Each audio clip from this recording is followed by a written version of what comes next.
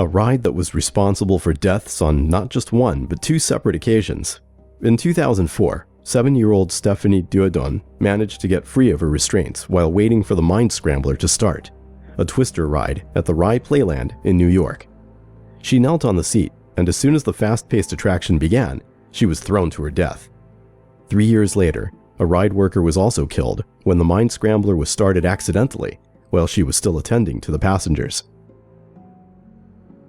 This is why ride attendants must check safety restraints. When 16-year-old Hayley Williams was riding the water roller coaster Hydro in Wales, she suddenly flew out of her car and plunged 100 feet to her death. CCTV footage showed the staff had not checked if her lap restraints were secure. The park was eventually fined $370,000 for negligence, and the ride was redesigned, this time with over-the-shoulder style restraints. You wouldn't have imagined a ride which consisted of firing people from a medieval siege weapon would be a real thing, because, let's face it, it sounds a bit dangerous.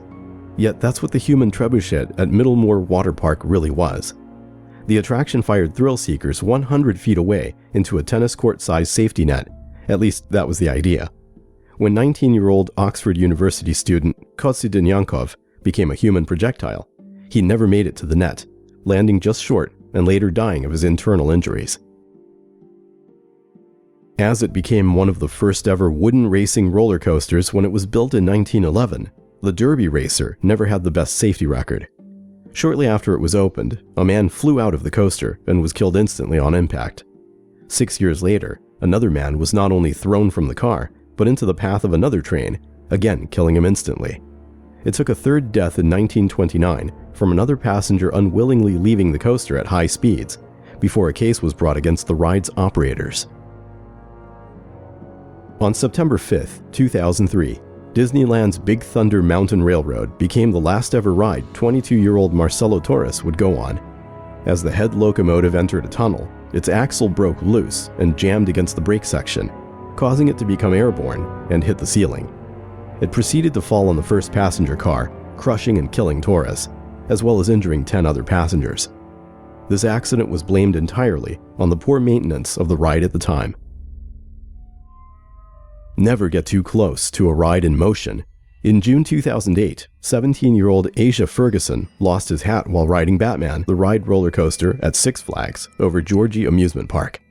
Afterwards, in order to retrieve his headwear, Ferguson climbed over 2 fences while the coaster was operating. Once on the tracks, it is thought he tried to grab the hanging legs of the passengers in the car above him. This train hit him at 50 miles an hour, and he was decapitated.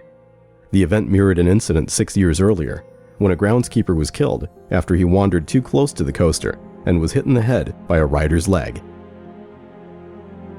When a group of students decided to attempt to break the world record for most riders on a water slide, things went tragically wrong. On 2nd June 1997, 33 pupils from Napa climbed the stairs of the Banzai Pipeline water slide at Waterworld, California, which was then known as Waterworld USA Concord. Despite protests from the guards, one by one they quickly slid down the enclosed pipe, intentionally clogging it. Halfway down, the weight of the students caused the slide to burst open. They fell some 40 feet to the ground, receiving broken bones and other severe injuries. The last person to enter the ride, a 17-year-old girl, was killed after she landed headfirst on the concrete below. The worst recorded roller coaster accident took place at Battersea Fun Fair, London, in 1972. This ancient wooden coaster hadn't been maintained sufficiently for many years, and it was this negligence that led to the tragedy. As the cars were ascending the hill of the first drop, the rope pulling them suddenly snapped. The anti-rollback mechanism that was in place failed to operate. The cars sped backwards and crashed into the boarding area, smashing through a wall and killing 5 children and seriously injuring 13 others. The accident was a major factor in the fair closing down 2 years later. On June 14, 1986, the world's largest indoor triple-loop roller coaster, the MINDBENDER, was the scene of one of the worst accidents of all time. Missing bolts on the wheel of the last car caused it to completely disengage from the track. It swung about wildly, causing passengers to violently fly out.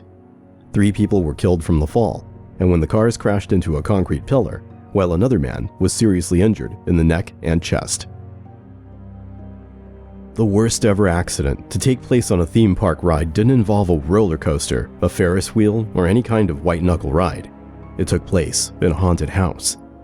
It was May 11th, 1984, when the haunted castle at Six Flags Great Adventure in New Jersey suddenly burst into flames. About 29 people were in the attraction when the fire started. Most of them escaped, but 8 teenagers were trapped in the house and died of asphyxiation.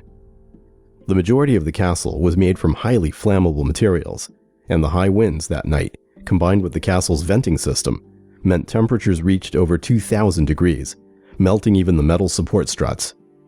After the fires had abated, the 8 bodies that were found turned out to be so badly burned, they were initially thought to be mannequins used in the house. The teenagers could only be identified from their dental records. The park was brought up on charges of aggravated manslaughter, with prosecutors arguing the lack of sprinklers and smoke detectors led to the loss of lives. In the end, Six Flags was found not guilty of negligence, mainly because the fire was discovered to be most likely an act of arson, a truly evil act for what became a real house of horror.